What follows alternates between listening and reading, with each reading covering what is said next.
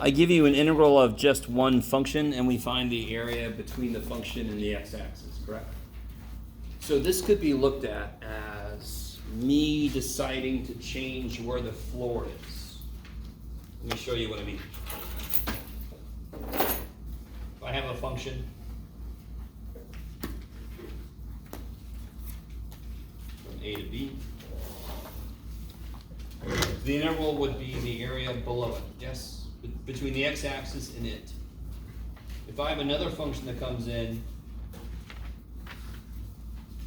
and I want to just get the area between those two, I would do the integral of the top function minus the bottom function.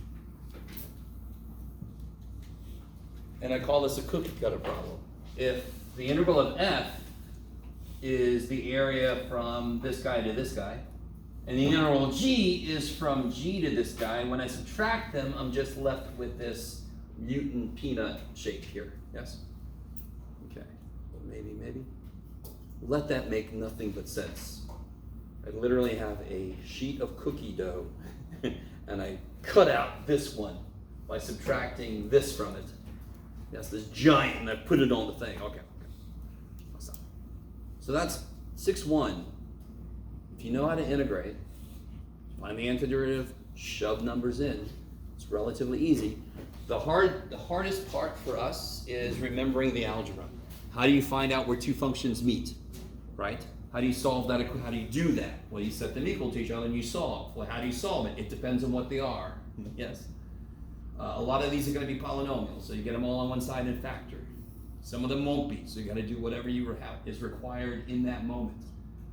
So, what have you been doing a lot of up until calculus? Solving equations. Would you agree?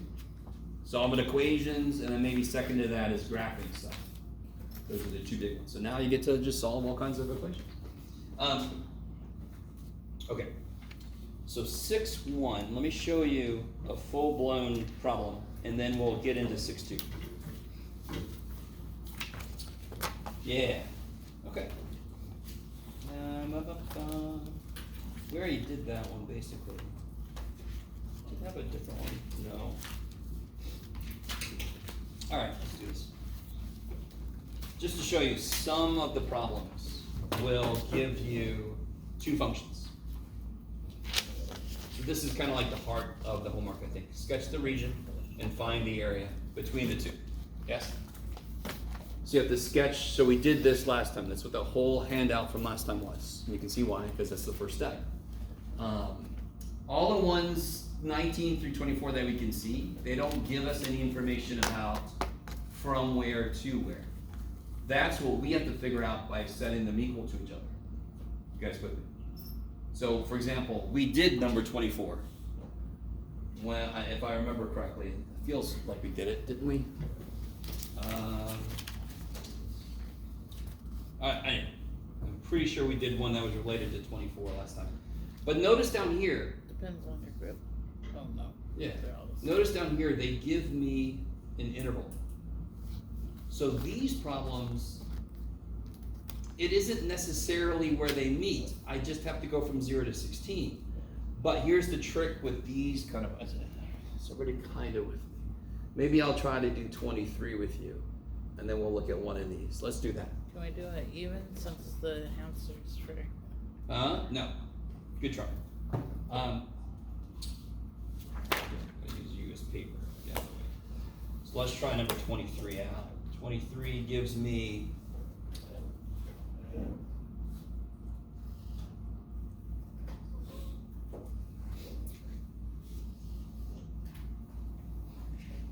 okay. Go like that. Go like that. Okay. So somebody help me out. What's the first step here? Rewrite it. How do you mean rewrite it? Put it 2x to 1/3. Not really. Oh, okay. I appreciate that because normally we're doing derivatives and stuff. Oh. I'm about to do what? I mean, what's my first step? Set it equal. Set it equal to each other, in which case I actually want to leave it as a cube root because we're used to seeing those in equations and such, right? Okay. So because the problem said, sketch a graph of the region, find the area of the region. I need to figure out where the region begins and ends. And it's all about what these two capture. What area do these two capture? So they capture whatever area is between where they meet. So what's my first step? Set them equal to each other, yeah.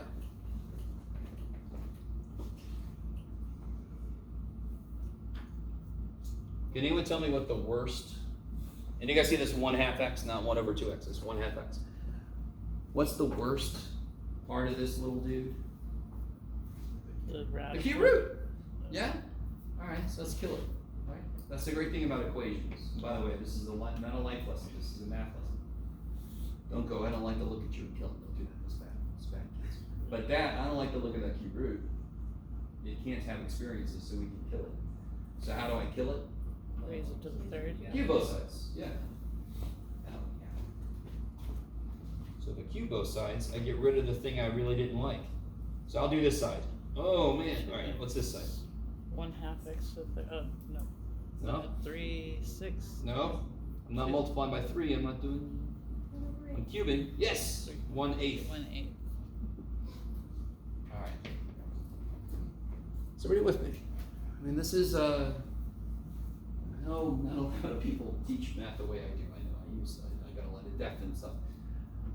But to me, it's one really cool thing about equations. You just say to yourself, what do I not, we have a new equation now, right? It is the same as the other one, but it looks very different now.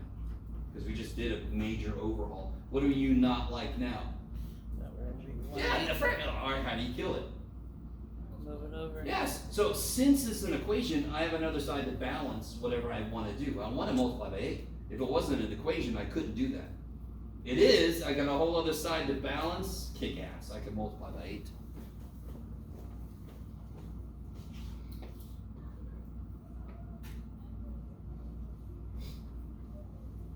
So, this is the secret behind calculus.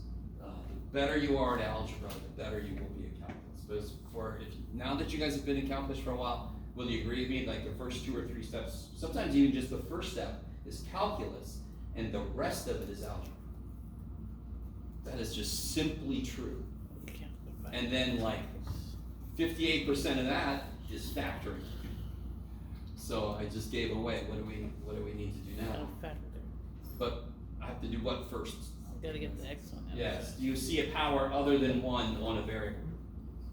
Yes, there's a variable have a power that's not 1. Yes, so that means I want to get it equal to 0 and factor. That's the trigger for doing that.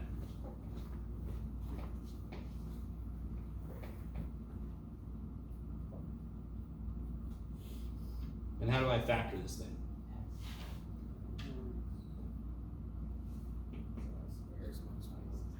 Yeah, I got you. We'll get there. We'll get there, Christian. Take it out. X squared minus 16. 16. And then one more step, right? So equal to 0. Oh. X minus 4. X plus 4. So what are my 3? 4, 0, 4, negative 4. Yeah. What's this say here? Oh, okay. I got you. So this is gonna be neat. So do y'all agree that it meets at negative 4, and then it meets again at 0, and then it meets again at 4, yes? Okay. So let's do this. I want to graph this thing. I want to make a sketch of this. 1/2 x is easy.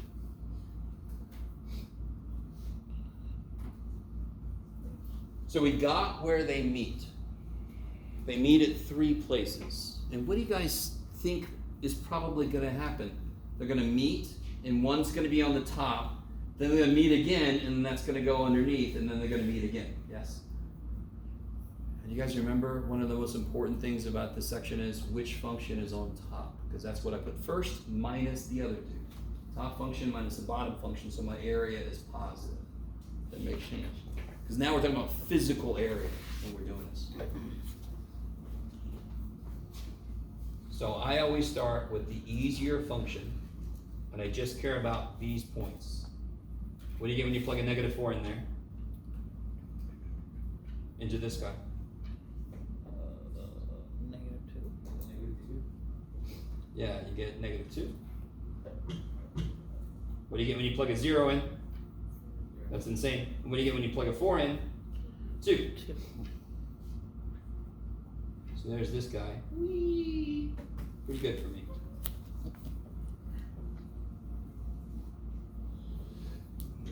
Now, I know this meets this guy here. I know this guy. I know he's there. He's there. He's there.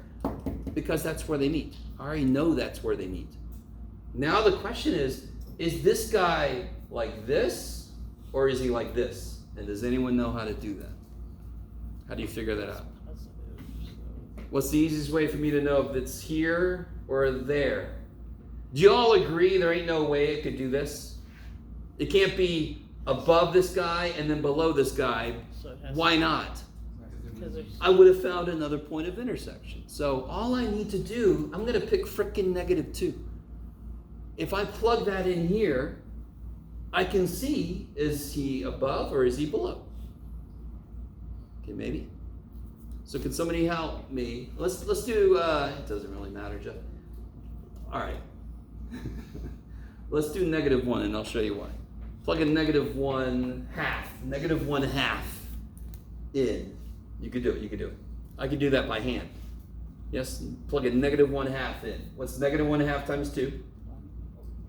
-1. What's the cube root of -1? -1. So at -1/2, this thing is at -1. Yes? So it's going to be like this. about right. And this doesn't have to be perfect. So this is my cube root. And of course, this is my 1/2 x. So then what do you think is going to happen here? We can verify by plugging a 1/2 in. Same thing's going to happen, correct? Except now it's going to be +1. Are you guys understanding what I'm doing? I don't need a perfect graph. I just need to know where they meet, who's on top in the sections, right? So over here, the line's on top. Right, it's 2 sections. When I plug a 1/2 in, 1/2 of 2 is 1, cube root of 1 is 1. Now the cube root's on top. Yes? Sorry, are we calculating total area or are we calculating? I'm assuming we're calculating total area. Total area, that's what it wants, yes. So essentially what occurs- Sketch the region enclosed and find its area. I like it. And of course, after this line goes off forever. This actually kind of goes forever. This goes forever. They're never going to meet again. They don't enclose any more area. Okay. Can I make one integral from -4 to 4 to find the area that I want? Why can I not? Let me ask it like that. Yeah, exactly. Do it again, Chase. Is it flip? They flip. When I set up the integral, I have to do f of x minus g of x. Which one do I call f of x? The one that is on top. Doesn't the one that's on top change? So I can make an integral. When is the line on top? From what x to what x? When is the line on top? From -4 to 0. I can set up an integral from -4 to 0. Yes, you guys see that? You guys see that? So the longer it's been since we've done algebra, the more you're gonna hate 6-1 because there's a lot of algebra in it. Yes, there's a beautiful quick sketch. Doesn't have to be perfect. There's the solving whatever the hell equation you have to solve to get the first step going. So my integral, my first one, is going to be from -4 to 0. What goes first? We just said. The 2 Yeah, 1/2 x, good, because the line's on top, minus. cube root.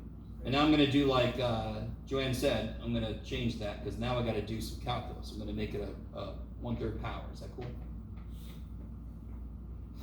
Plus the area from 0 to 4. Is that cool? So from -4 to 0, lines on top. From 0 to 4, what goes first? The cube.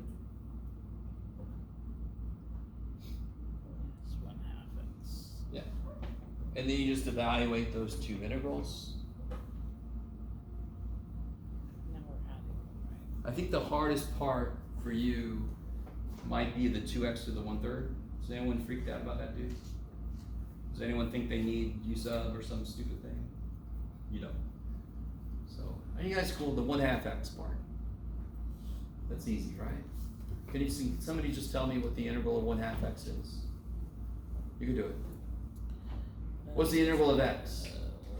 It's What's the integral of x? 1 or 2. Integral of x. Almost, yes, 1/2 x squared, and there's a 1/2 already there. So what's the integral of 1/2 x? 1 over x. There's a 1/2 there already, and then you're gonna get another 1/2 from the x, so 1/4 x squared. Yes. Okay. So that piece won't be too bad. Should be. Okay. So if I wanna show you a little trick with this guy. Let's do this. I'll do half of this. Let's look at this guy. Let's look at him. That's not a homework problem anyways. Exactly. Okay. Okay. First step in an integral is simplify if I can. So there's one thing that I haven't done that I can do to simplify this, and it's something that I don't blame you if you wouldn't think about it. Take out 2x. 2x to the 1/3 sucks. Because it's kind of like chain rule, doesn't have an inside. You agree? Doesn't have an inside. You might think U sub's needed. No, it's a bunch of bullshit. What am I raising to the 1/3 power here? 3 of the x. The x and the 2. So let me just do them separate. Because then the 2 to the 1/3 is a constant, and who gives a shit? Okay. And it's 3 over 4 over 3. Now, you guys can do this. What is the, so I'm going to put 1/2. What's the integral of x? Because there's a 1/2 here, right? So what's the integral of x? Yeah. Do it again, I'm sorry. X squared over 2, sure, or 1/2 x squared, either way. Same thing, yes? Is that cool? 1/2 x squared is the same thing as X squared. x squared over 2. Okay, please. So we don't care about that. Minus, that's a constant, it comes for the right. Fourth What's third. the integral of x to the 1/3? How does that work? That's just the rule, right? What's the rule? So 4/3 over What's the new power gonna be? 3/4. 4/3. Oh. 1 plus 3 is 4, back over 3. 3/4 x. 3/4 in front, yes. And then I want to evaluate from -4 to 0, and that's the part I'm not going to do because I don't give a shit. That's easy. Plug a 0 in, you get 0. Woohoo! Plug a -4 in, you get something. I don't care. You can just shove that in the old calculator. I don't care. You guys with me? I just want to show you how something simple like this. You could break it up. Of course you can, because you can distribute it 1/3, and then that's just a constant. It's not going to mess you up. You don't have to do chain rule. You don't have to do U sub. You don't have to do no. Maybe. So, That's the second thing, yeah. good. Okay. Now, if you could do U sub if you wanted to, but that's your choice. If you want to do that. Okay. Let's look at one here. Yeah.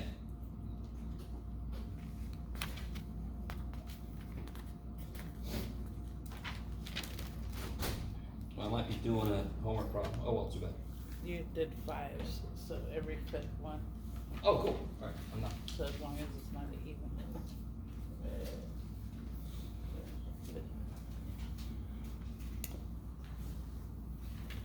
So they give me an interval that I have to live in, but do you understand how I can't just automatically set up one integral? 2 reasons. I still have to know who's on top, and could they cross somewhere between 0 and 2 pi? Yes.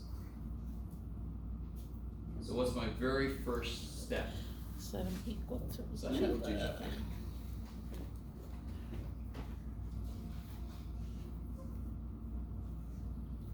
Now this problem, you understand why I love this problem, because it's another reminder that you have to know your freaking trig identities. Does anyone know this double angle formula for sine? 10. Okay. Very quickly. Very, very quickly. Does anyone remember what sine of a plus b is? Sine is the nice guy. You ready? This is how I memorize this. One. This is how I teach this to my students. Sine is the nice guy. Sine says, all right, I'll do A. Here, Plus cosine, you do B, B.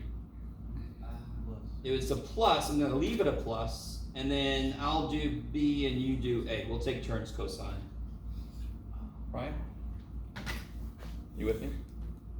And then real quick, just to show you, cosine's an asshole, is how I teach this. And in calculus, it keeps going. What's the derivative of sine? Cosine. What's the derivative of cosine? Negative sine. Freaking little asshole. So cosine is, in general, an asshole. The cosine of A plus B, cosine says, me, I go first. Screw you. Oh, you get a plus? I don't care. All right, sine, you go ahead. I don't care anymore. I'm done. Right? So that's just the way I memorize that, okay? I also show my students where this comes from, which is quite a trip.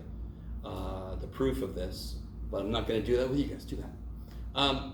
So what does this have to do with what I was talking about, the double angle formula? Well, what would I replace A and B with to get 2x? What do I add to itself? What do I add to get 2x? X and x. Okay, so what does this work for? Any A and any B, correct? That's what this means. So what is sine of x plus x? Sine x, cosine x plus sine x, cosine x, which is? Just How many sine x cosine x's do you have? 2. There you go, it's 2 sine x cosine x. Of course, when you have like terms, you just put them together. Does that sound familiar to anybody? Sine of 2x, sine of the double angle is 2 sine x cosine x. Okay. That was all a neat side trip.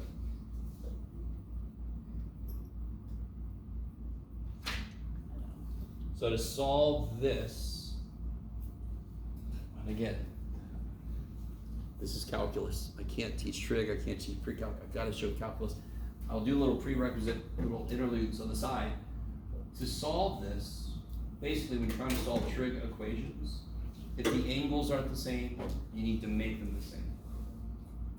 Or else you really can't solve the damn thing. They both have to be talking about the same angle. And now we know how to do that. How do I rewrite sine of 2x? How do I rewrite sine of 2x? Sine A plus 2 sine x, cosine x. Never divide by something that could be 0, so what should I do next? Never divide by something that could be 0, so what should I do next? Subtract cosine Yes, x. kick ass. I have x's that are definitely not just x to the first power. I have x's stuck inside a trig function, so I want to get it equal to 0 and try to factor.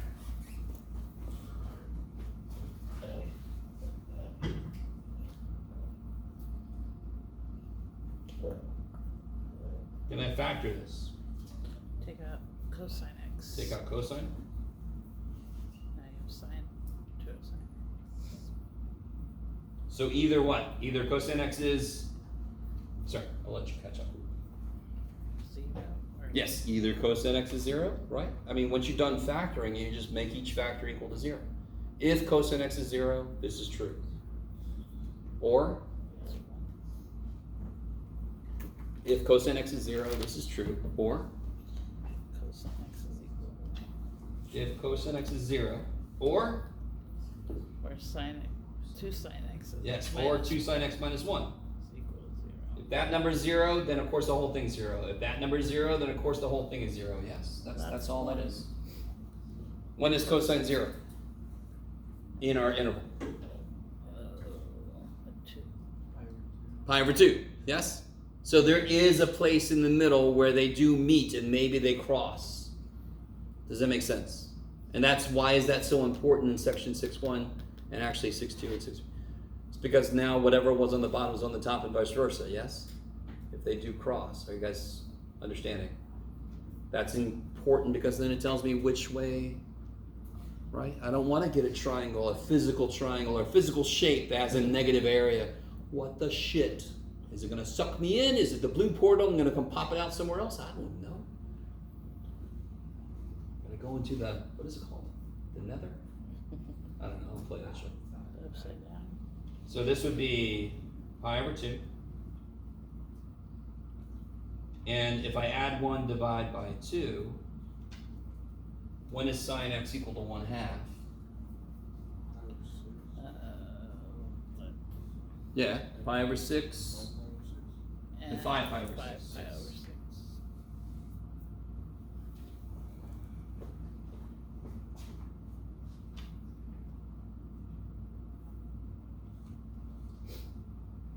So they meet in 3 places. So I'm going to have to set up 3 integrals,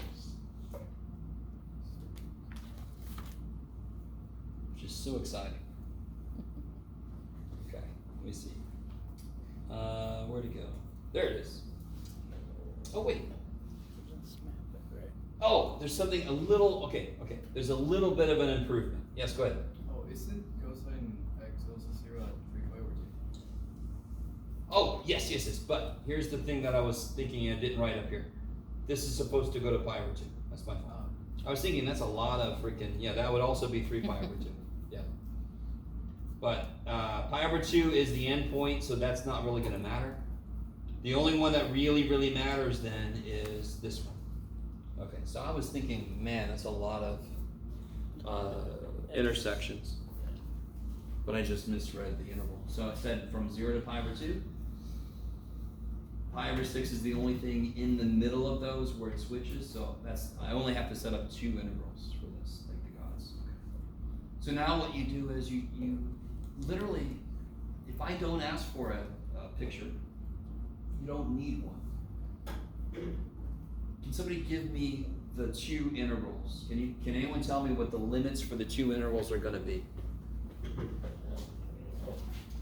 Where was our only point where we had to worry about where they cross? Pi over 2. Oh, pi over 6. Pi over 6. Pi over 2 is at the end, so it's not going to mess me up. So it goes 0 to pi over 6, and it leaves some room, plus pi over 6 to pi over 2.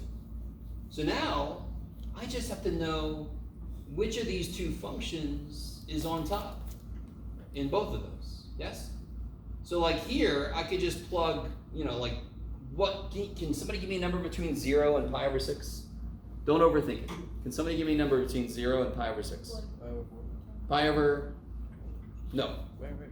Pi over 4 is bigger than pi over 6 because I'm dividing by less. Pi over 12. Pi over 8. Pi over 12 is what I was thinking, just halfway between, right? Let me see if you guys are really with me. Figure out where they meet. That dictates what your limits are going to be. What is the next most important step? What is the top function? Yes? So from 0 to pi over 6, how do I figure out who's on top? I could plug pi over 12 into each. Do that in the old calculator, right? Pi over 12 is not an angle we had to memorize. Yeah. So whichever comes out bigger at pi over 12 is the first function. Yeah. The limits and then plug something in between the limits and you'll know. And then you can just figure out which one's on top, and that's the one that goes first, and then the other one. So here, if I do, let me make sure I'm in radians, yes. So cosine. If I do cosine of pi over 12, 0.96. I get 0.96. And if I do sine, well, it's going to be sine of pi over 6, which is 1/2, which is less than this. So my first integral is going to be cosine x minus sine 2x, because cosine is bigger in there. Now somebody hit me up with a number between pi over 6 and pi over 2. Give me that first one I heard before. Right. You can do it. You can do it. Pi over, you can do it. No, in between pi over 6 and pi over 2. So it's got to be bigger than pi over 6, so it has to be divided by less than 6, but divided by more than 2. Pi over 4 sounds like a great guy. So cosine of pi over 4 is right 2 over 2, which is like 0.7. Sine of twice pi over 4 is 1. So sine, so the sine piece, the sine 2x is now on top. He'll be first. Do you guys understand what's happening? Yes? Can you repeat why we have 2 integrals? What happens at pi over 6? What did we figure out happens at pi over 6? The 2 functions cross. You with me? Now, to be really totally honest, if I figured out that, what am I, so okay, pi over 6 is where they could change who's on top. Does everybody understand why it's so important to know which function is on top? Why is that important? Can somebody tell me? Determines which function is going to be first. And if I put the wrong function first, I'm going to get negative area. I might not even realize I did it because when I add these together, the answer could come out positive and I don't even know I'm wrong. Okay, maybe. If you do these problems and you come up with a negative answer, now it's wrong because this is physical area. Before it was like negative meant I lost money or something, so it was good. We could have negative area. Now these two are physical area. They can't be negative. So pi over 6 is where they at least meet. Yes? So the next thing is just pick a number between, see who's bigger. We picked pi over 12, cosine x is bigger. If when I pick a number between there, cosine x is bigger again, I just need one. Maybe they met, but they didn't switch who's on top. Maybe they did like, boop here. Maybe, I guess, so the one was on top stayed on top? That could happen. Okay. So the second integral, does everybody understand why sine of 2x is first? For the second integral. What did I plug in to check it? Between pi over 6 and pi over 2 is pi over 4. When I plug that in, I see this guy's bigger. So he's first. So then I do have to do two separate integrals. Okay. Do you guys remember how to integrate sine 2x?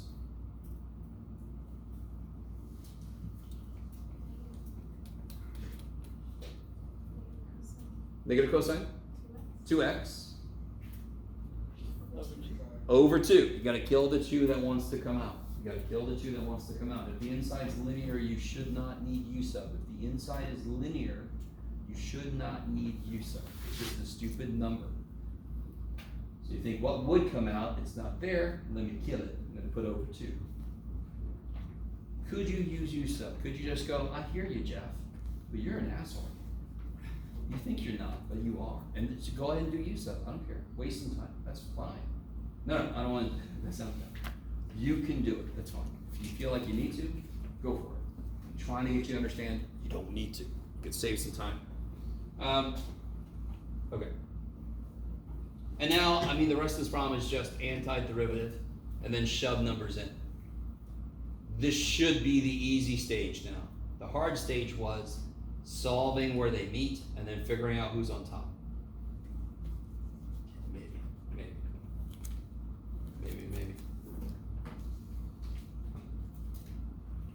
Okay.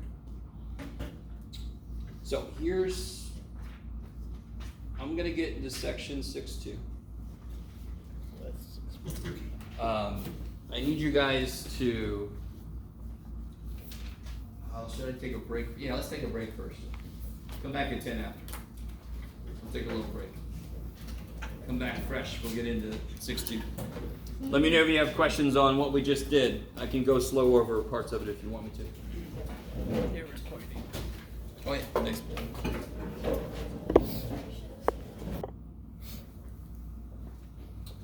All right, guys. Most of you survived and came back. Everybody's got a writing utensil of some sort, yes? If you don't, what the shit? You know where you are. Okay. Can anybody hold their writing utensil?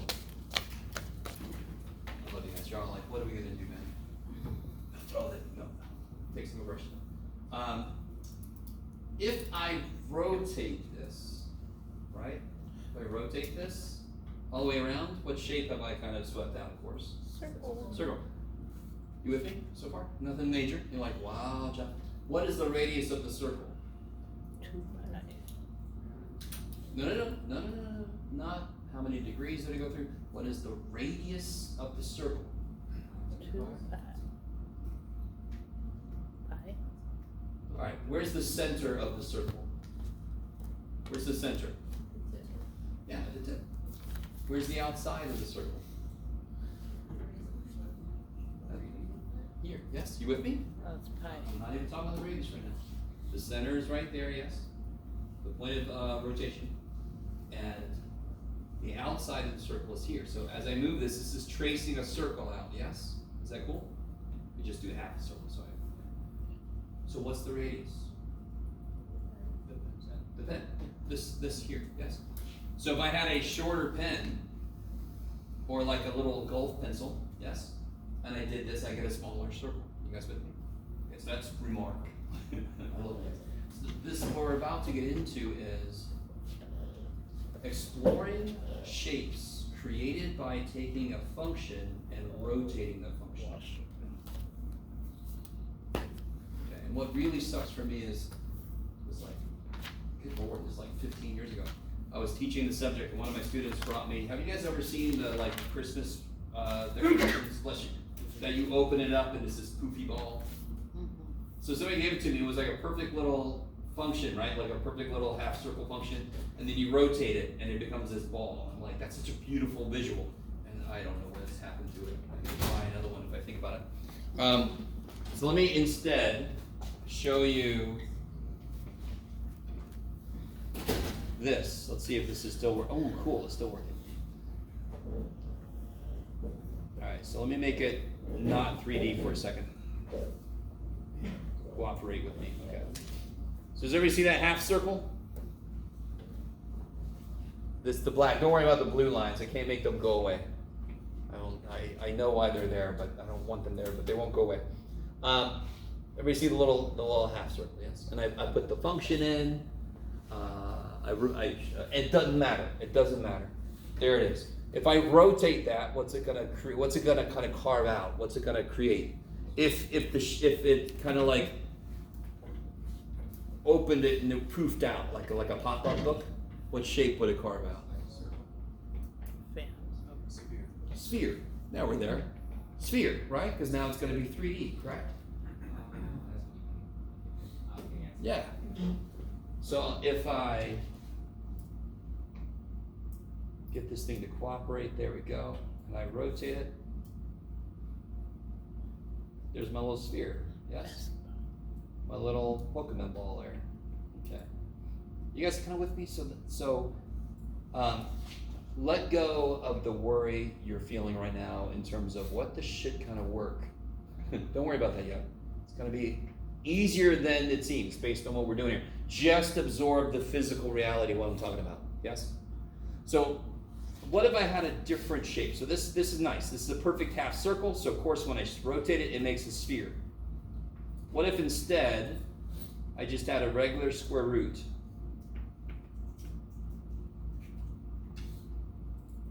There we go. So let me come back to normal. So there's our regular square root function, yes? In good old 2D. And now I'm going to rotate it.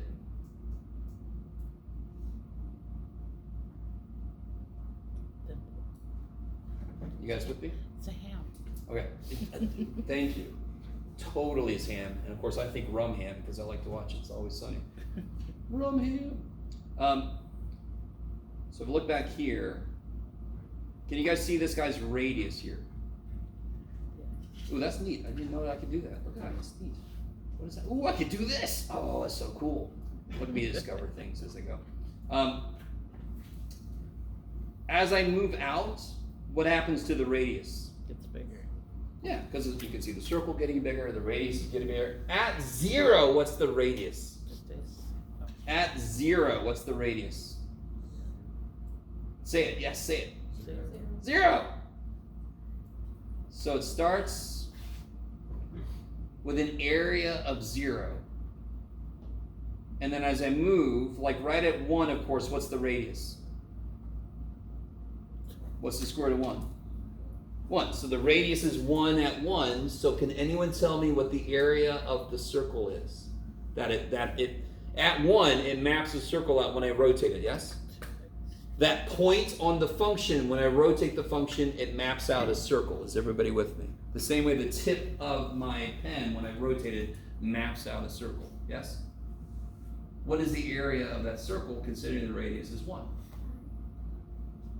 Pi. Beautiful. Yes? Do you all agree with me that this ham is just cross sections of this ham?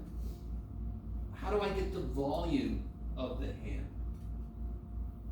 So what if I had all these cross sections? How can I get the volume? I could just take the cross sections and add them back together to get the volume of the hand, yes? You guys are all with me? You guys really with me? So how many circles do I want to add up in order to get the actual volume of this hand? That is a weird question. How many radii can I feed into this thing? How many inputs? So you all agree at 1, the radius is 1. What would the radius be at 4? Considering it's the square root of x. 16. No, square root of x. 2. 2, yes? So if I go out to 4, do my thing. Do it. Why aren't you doing it now? You've given up on me. There you go. If I go out to 4, now my radius is 2. Yes? Okay. How many inputs do I have to figure out a radius? How many inputs are there? Yes, infinite. Infinite inputs, yes? So how many circles? How many slices can I get and I can add them back up? How many circles are there? Yes. Infinite. It's an infinite sum of circle areas. Let me say this again. I really want you with me on just the physical, concrete, what the shit's going on when I do this problem. I have a function I'm given. Behind the scenes, I want to rotate it. You're never going to have to draw 3D. Do you hear me? If you're a really good artist and you want to, go for it. Be a little show off. I can't draw or shit. I mean, you're like, we couldn't tell from the way you write, Jeff. If you can draw, great. If you can't draw, like me, I'm going to show you, you never need to draw 3D to do these problems. This is what's going on. I want to rotate this. All of our work is going to stay in 2D, which is neat. Okay. Because what is it that tells me the area of that? It's really just the radius. It is a one-dimensional thing. If I know the radius, I know the area of the circle, don't I? So if I just add up every area of a circle, if I add them all up, I end up with the volume of the hand, of this solid of rotation. So we call this solid of revolution. How are you doing so far? How's the, now if I'm you, like, okay, you eventually have to tell us what the shit we're gonna do. Yes, I will. So just to give you a slightly funkier shape here, let's see.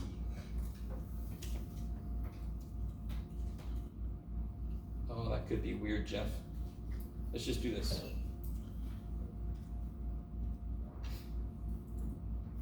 Well, why'd it go up to 4.05? Oh, let me turn this off. Wow! Go away. You're freaking us out. Okay.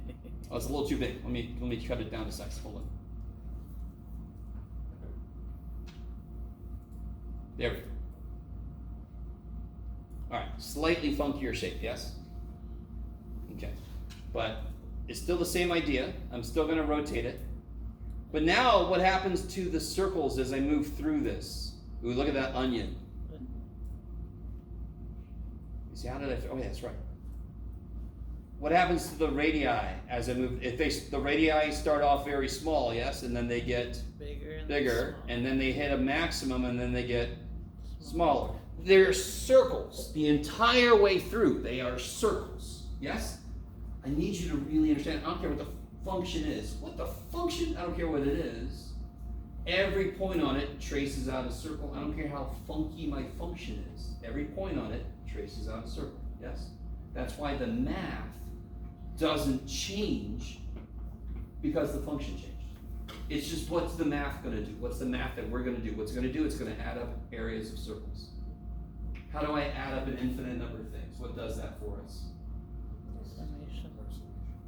No. Integrate. I want to add up the sum. I want to add up an infinite number of things. Integral. Integral is, by definition, adding up an infinite number of things. Now, for Riemann sums, it's adding up an infinite number of rectangles. For this, it's gonna be adding up an infinite number of areas of circles. Okay, now, let's talk about actually what the, how do you do that, Jeff? Mr. Ham and Onions, I'm sorry. That's neat though, it did come out to be an onion, I like that. Y'all agree with me? No? What would you call that? Either a beet or That's a Christmas tree decoration maybe? Now listen, it's like spinning, they have. Garlic? Garlic? That's good. Thanksgiving. Thanksgiving? A beet? Maybe it's a beet? Yeah, it's a beet. Radish? Okay, I'm gonna let it go. Alright, so I'm given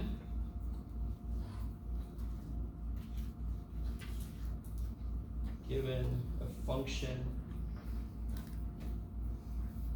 and I'm given a region, an interval, yeah. We could be given two functions and we're gonna rotate that, we'll get there. I'm given a function and I'm given an interval. And then they're gonna ask me to rotate that region either around the x-axis or around the y-axis or around any other line they want. So we're gonna kind of like build up. Let's start with x-axis. That's the easiest thing. I've got a function of x. It's easiest to rotate that around the x-axis. Do you guys see how I could rotate it around the y-axis? In this case, I would get a very funky, kind of like weird, like shape. Really big at the top and smaller at the bottom. All right, let's rotate it this way. Then I get this vase kind of thing going on.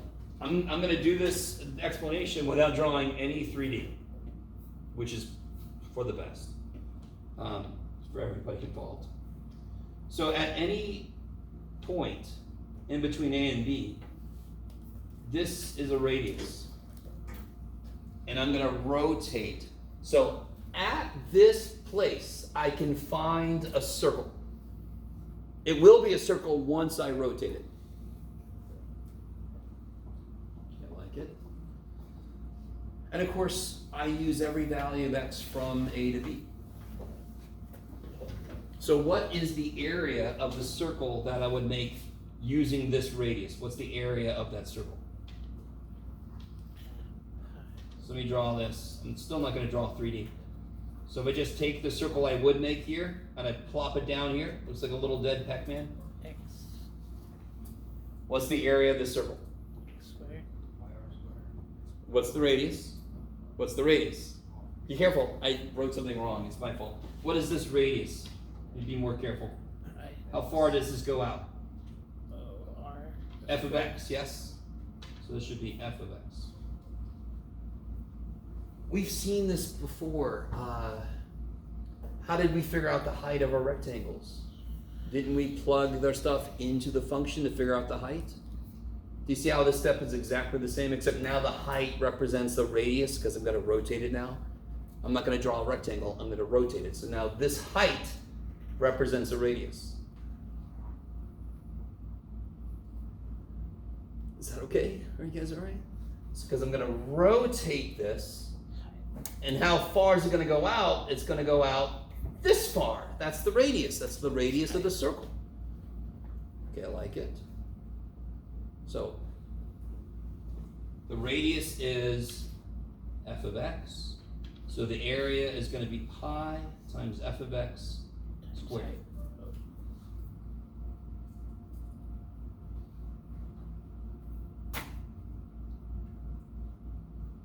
Now I just randomly picked a random location, yes? What locations must I use if I want to get the volume of the resultant entire revolution shape? What values of x do I have to use? Everything between A and B, yes? And every single thing I could use, I'm going to get a different radius, a different area. But they're all going to be based on this, correct? That's what's changing as I move along. So when I move, how far away is my next x? That's such a weird question, and I don't care. How far away is the next x I'm going to use? See if you guys get this. How many circles do I want to use? Infinite. How far away is the next input I want to use? Infinity. And what do we use for infinitely close? I want to take the smallest step possible.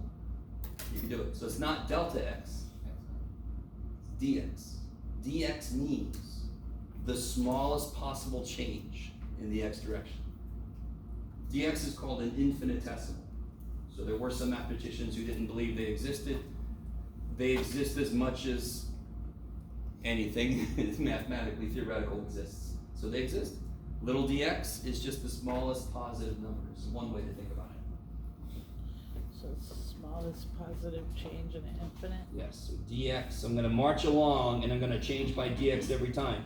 So I'm going to add up along the x-axis, all of my areas. So if I add up along the x-axis all of my circle areas, I'm going to end up with the volume. Now to be even, let me show you a different, slightly different way to think about this. I like thinking about it like this, but it might make even a little more sense to somebody out there if you think about it like this. I'm going to lay a circle on its side. What's the area of this circle? That's right, kids, pi r squared. What if it's got a thickness? So it's like a little coin. Times height. I'm going to call this dx, just to be that way. Do you guys see how this is the smallest freaking cylinder possible? Does anyone know what the volume of this is? Do you guys agree that I could slice little circles through this? Yes, I could slice it here and there would be a little circle there, yes? How many are there? How many circles do I have stacked? Yeah. This many. And every circle has what area?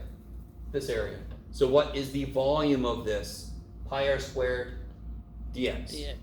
So this little volume, if I rotate this, I will draw 3D, I guess. If you rotate that, I get this shape. This is a little volume element.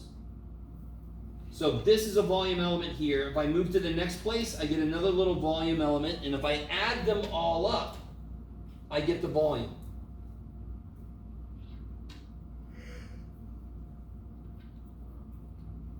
Which is the same function I got, the same idea I got here. I should go from A to B, just to be more precise. So you can look at it kind of two different ways. I'm adding up circle areas along the x-axis from A to B, or I'm adding up volume elements. That's an R, by the way, higher, from A to B.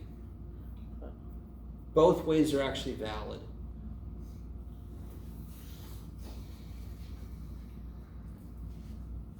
So what does that still, Jeff? Dear God, Jeff, what does that mean for us? Well, it means this. Let's see. Okay, ready. I'm gonna take this away. Okay. Let's try a very, very, very simple little problem.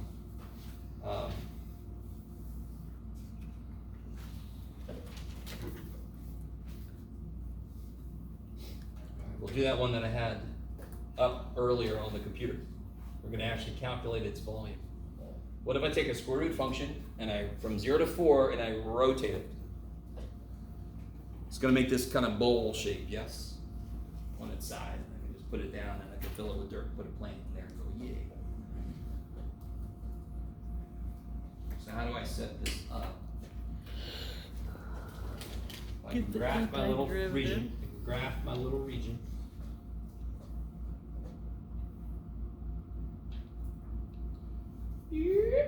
I never have to go 3D. So here's the key. Here's the key for both 6.2 and 6.3. Find a random place in between 0 and 4. Just pick a random place, and that's your x. That's your random little x. Oh, by the way, this is very important. Rotate around x-axis. Can somebody tell me then? I'm going to rotate this around the x-axis. That's what we've been doing. Yes? I'm going to keep doing that until we get the basic idea down. What is the center? what will the center of my bowl be? The x-axis, of course. So if I was going to rotate around the line y equals 3, if I was going to rotate around y equals 3, what would the center be? Y equals 3. Whatever, I need you to understand. If everybody rotates around Anastasia, yes? I don't know why I was suddenly correct. If everybody rotates around you, who's in the center? Freaking Anastasia. So if you're the x-axis will be the center of rotation. It'll be in the center. If I want to rotate around Rebecca, no, Yeah. Ortiz, yes. Yes. Then she's going to be the center, yes? But she's like 3 feet away, so now she's 3 feet offset from you, so she's not the x-axis. You guys, she could be like y equals 3. Whatever I rotate around is my center. How do I always measure my radius? No matter what situation I'm in, how do I measure my radius? From the center to the edge. Kick ass. So find a spot on your center. How far is that away from your edge? Now in this case, everything I just said overcomplicates things because this is really simple, but everything I just said will help when we get more complicated situations. How far away is that? Don't overthink it. X. Yes, it's the square root of x, yes? Isn't that the square root of x away? If I put a 4 in there, how far away is that? Square root of 4, it's 2 away, yes? So what is my radius? Square root of x. Why did I pick x here? I don't know, I just did. You could have put it there, you could have put it there. Everything I just said would have still been true. So throughout this whole thing, as I march from 0 to 4, what is my radius? It's always the square root of where I am currently. Okay, maybe. So then, how do I get my volume? In general, it's going to be this. That looks familiar. Yeah. And all you got to do in each situation, now to be really honest, this could eventually become dy sometimes, but not here. Ours is dx because we're rotating around the x-axis. That's really nice about this method. What did we identify r as? Square root of x. Oh, okay, that cancels. In this case, yes. Don't get too used to that. Pi is a constant. I'm going to pull it out. And what are a and b? 0 to 4. Now, that looks, especially when I square this, that looks like any other integral we've done, correct? That looks like all these other integrals we've done. But this represents a 3-dimensional value. This is the volume. I always thought that was the coolest thing in the world. This is a 1-dimensional integral. In Calc 3, you're going to do 2 and 3-dimensional integrals. This has got one integral, but it represents a volume. Okay. So, like Ezekiel said, the inside of that sucker simplifies quite a bit, yes? How do you integrate that? Antiderivative. Uh-huh. What is it? 4x. 1/4. What's the integral of x? 1/4. No. X. Oh, x 1/2 x squared. And I'm going to evaluate it from 0 to 4. So when I plug a 4 in, I get 16 divided by 2 is 8. And when I plug a 0 in, I get 0. So the volume of this thing is 8 pi cubic units. They didn't give me the units. They being me. Do you agree that's nowhere near as bad as you might have been thinking as I was talking about this? Yes, I agree. Yeah. And I wasn't trying to make it seem like it was going to be worse. I had to talk about the entire concept. But it's remarkable how we talked about this earlier. It takes me a while to explain the concept and the actual setup. Not that bad. Now, things get a little worse when the rotation axis moves. Things get a little worse when I actually want to rotate a region between two functions. And then all of 6-1 comes back. Where do they intersect? Blah, blah, blah, blah, blah. So here I've got this. This is a little dangerous to give to you, but oh well. This is the most colorful handout in my repertoire, period.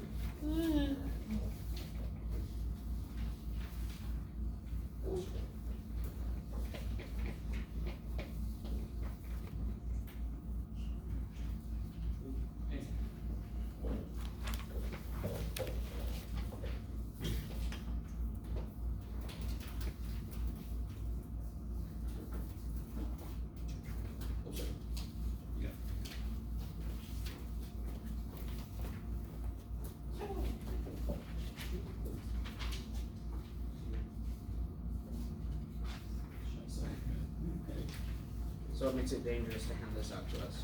Because it goes further than we've gone, so it might freak people out. So we've only discussed Oh yeah, this so now I far. see it. We have only talked about this so far, yes? Okay. So this is some visualizations. This is like a bunch of little, we call them, now I'm not surprised that we call them discs. Makes kind of some sense. That's a little disc, yes? This is kind of like, they make it sound like it's a whole new thing. But it's when you have an empty inside, it's like the difference between two discs. Do you see that? It's just one disc minus another one. It's another cookie cutter problem. Let's not focus too much on this at the moment. This is the one we've talked about here. So on the other side of this, and by the way, eventually we'll get to this little blunt cake pan. What time you got? Not enough. We already did this problem, which is funny because I totally forgot I put this down here. This is the problem we just did. Just Yes? means we get to do it again as proof of concept. No, we're gonna go over here because of time. What is different in this one? Going over the y. Careful. What is y equals -2? Can somebody draw that in the air for me? Y equals -2. Yes. No, it's Yes. this. What is y control? The y-axis goes which directions? Up and down. So y controls up and down. So if I make y a constant, I can't go up or down. I can only go left and right. That's a way to remember. Y equals is horizontal. X equals is vertical. Okay, you guys all with me? What axis is that parallel to? X-axis. So the great thing about this method, if I am rotating around an axis parallel to the x-axis, my interval will be dx. If I'm rotating around an axis parallel to the y-axis, my interval will be dy. So when we get to shells turns that around. And you'll see why that's cool, because whatever disks can't handle, shells most likely can, and vice versa. Because of that ability of it to turn it around. Okay.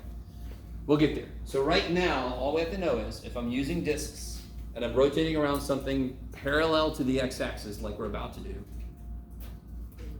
it's going to be integral dx. Rotating on the y-axis parallel to the y-axis, it'll be integral dy. So this region we've done already. Square root of 1 is 1, square root of 4 is 2. So here's my region I'm going to rotate. But I want to rotate it around y equals -2, which is down here. So what I always do is I put that in dotted, and then I do a little rotation symbol, yeah? Just so I visually have a clock as to where I'm rotating. Where is the center of my Bundt cake pan going to be now? It's going to have a hollow inside, correct? Where's the center at?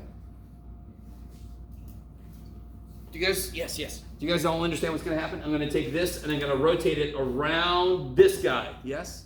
So this is going to rotate around this guy and go back in and make this big circle, yes? So the center, as always, the center is always the rotation axis, right? In this case, it's y equals -2. Remind me how you always get radius. How do you always get the radius? You start at the, how do you get the radius? You start at the center and you go out to the edge. Now in this case, we actually have two edges. So this is going to be interesting. Maybe I should have started with this one. That's okay, Jeff. I have an outside edge, and I have an inner edge. Do y'all see how do y'all understand this is the region? Yes? Y equals square root of x equals 4, y equals 0 is the x-axis. That's my region. Is that cool? That's what I'm rotating. Are you guys with me? Okay. So we're rotating on -2. Yep, rotating around y equals -2. Do you see how there's going to be a hollow inside? Because this is the region I'm rotating. This is error. So when I rotate this, let me see if I can dare to try to draw 3D. It's going to be exciting, everybody. When I rotate this, I'm going to end up with this big hollow inside.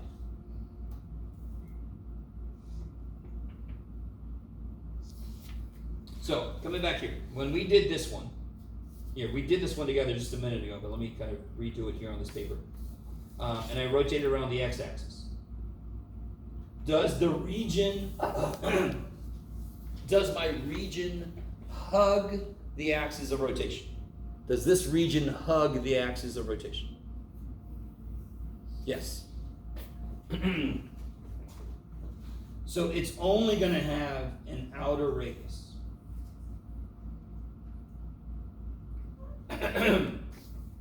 I don't have to subtract anything. I don't have to hollow it out. Okay, maybe. Now that I've moved my axis down and my region is still up there, it's got all this hollow, it's got all this blank in the middle that has to be subtracted out. So if I start at my radius and I draw up, how long is this arrow I just drew? That's my outer radius. How long is this arrow I just drew? 1, 2, 3. How long is just this piece? 1. No. I'm not at 1. I'm over here. I'm at some arbitrary position.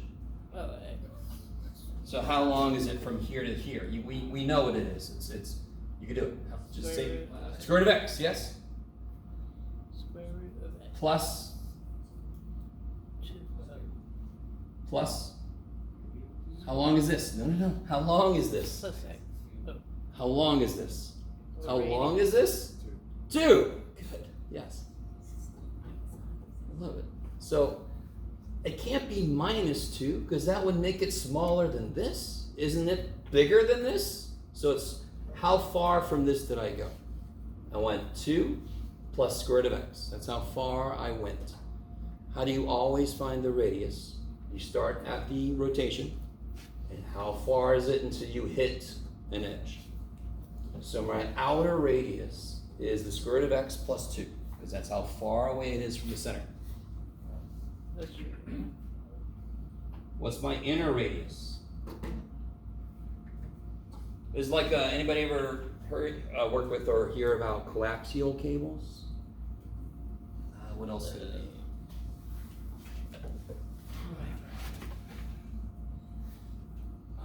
What is something else we work with that's got this? Coaxial cables have like an inner radius and an outer radius. They have this. Have you ever seen a They're bundt covered. cake pan? A bundt cake pan. Isn't there a little like cylinder in the middle? Isn't there like a little radius of it? That would be like the inner radius. And then isn't there a radius out to the edge of the pan? That's the outer radius. Okay. So what's my inner radius? How long is this? 2. 2 steps away, yes? Okay. So if I do the integral, if I take the difference between, because when I draw this circle, is that whole circle going to be filled in? Isn't the inside of it going to be hollow? Isn't this inside going to be hollow? There's nothing there. There's nothing there to rotate. Okay. So I need to take the outer radius, the circle for the outer one, and subtract the inner one. That's going to make the middle hollow. That's why I subtract. I call this this has come up a couple times today, but this is another cookie cutter problem. I got the giant circle that represents this whole thing, and then I got to subtract the middle circle because the middle's hollow. How do I know when this is going to happen? Whenever my region does not hug my axis. Not the most technical language in the world, and apparently I don't care. Because it just makes sense. Does it hug it? No. All right, I'm going to have to subtract something because I'm going to have a hollow part in the middle. Okay. So this will be, and by the way, I'm always going to take pi out because it's a constant. So pi r outer squared minus pi r inner squared. That's the idea. And what did we figure out the r outer was? What's the r Square outer? root of Yeah. X plus 2. And then the r inner is awesome. It's the real MVP. 2. 2 squared. Yeah. And I'm gonna go from 0 to 4 still. Now real quick. Are you guys terribly excited about having the FOIL this out? Is it really gonna be that hard though? No. Not really. X Square root of x to the square root of x is a whole x, plus 2x to the 1/2, plus 4 minus 4, so the 4's cancel. So the rest of this should be easy, yes? Once you get here, the rest has to be the easy part. Now you just find the antiderivative, simplify first of course, antiderivative, plug shit in, right? And then next problem. Okay. Let's do one more setup here, and then we'll call it a day. So this one was an example of a regular one, but the rotation axis was offset. This is one where the region is between two things. Can you guys just tell where these are going to meet? I mean, if I start to graph this out, square root of 0 is 0, square root of 1 is 1, square root of 4 is 2. Y equals 1/2 x. It would go up 1 over 2, up 1 over 2. Do you see that? I don't know if you guys are with. So, I mean, I could do the algebra and solve this equation to see where they meet. Or I can just realize it's not that big of a deal. It's going to meet there. So I get this little, I'm not even sure what you would call that. It's not a banana because this side's unnaturally flat, but you know. So you could do the algebra, nothing wrong. Square both sides, solve for x, whoop-de-doo, but dear God, if you could just kind of see it, I'm cool with that. Okay. As long as you see it yourself and not in your freaking calculator. Now, how am I rotating this? Oh. On the Y. Around the y-axis, yes? Okay, so here's where things get exciting. What would discs require then? Integral dy.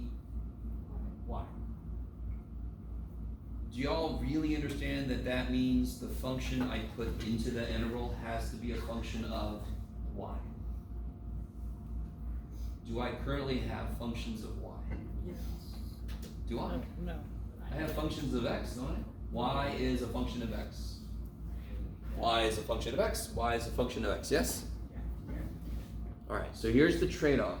We could do this problem. We could do it, because can you solve both of those for x? Can you imagine a problem where you couldn't? Y equals x squared plus x cubed minus 7x to the 5th. Can you solve that for x? If you can, show me. Student, become the teacher. Do you guys understand what I'm saying? Ain't no way you're going to solve x to the 5th plus x to the 7th minus 3x cubed, whatever I said, equals y. Can you solve it for x? No. This one we can. In situations where I can't, I use shells. Discs require dy. Shells would be cool with dx. That's why I would be able to leave it. If I can't solve for x, I could leave it, but I have to use shells instead. That's how it's gonna work when we get there. Right now, what I have to do, we haven't talked about shells. We don't know how they work. So if I wanna use disks, I have to use dy. So how do I solve this for x? So equal to each other. X equals, how do you solve for x? Yes, x equals y squared. How do you solve this one for x? Solve this one for x. 2y. Thank you. You take this away. We don't need this.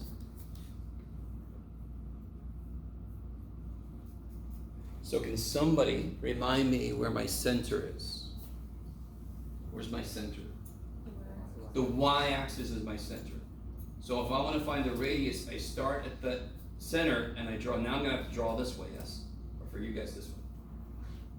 So if I start at my center, my inner radius is if I start at the center and I hit the first wall. So how big is my inner radius? What's this wall here, this curvy dude? Y squared. Y squared. So my inner radius is y squared. If I start at the center and I draw past that to the next wall, that's my outer radius.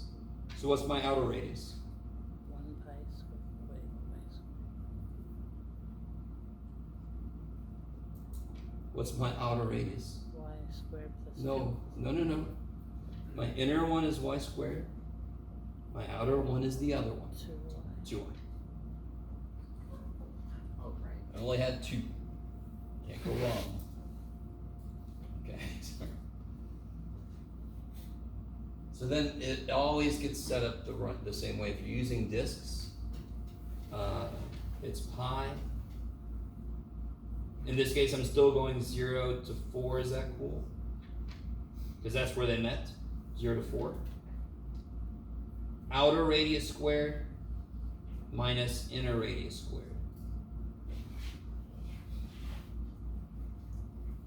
So now my circles are going to be this way. I'm still finding the areas and adding them up, and then I'm going to subtract the middle out so I can make the middle hollow. So it's going to be a very strangely shaped little, like, top of a glass. Just needs a stem.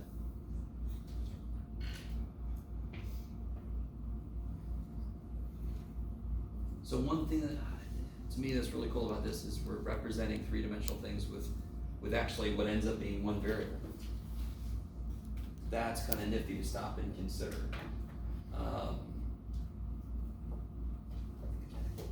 That's probably enough for today. What do you guys think?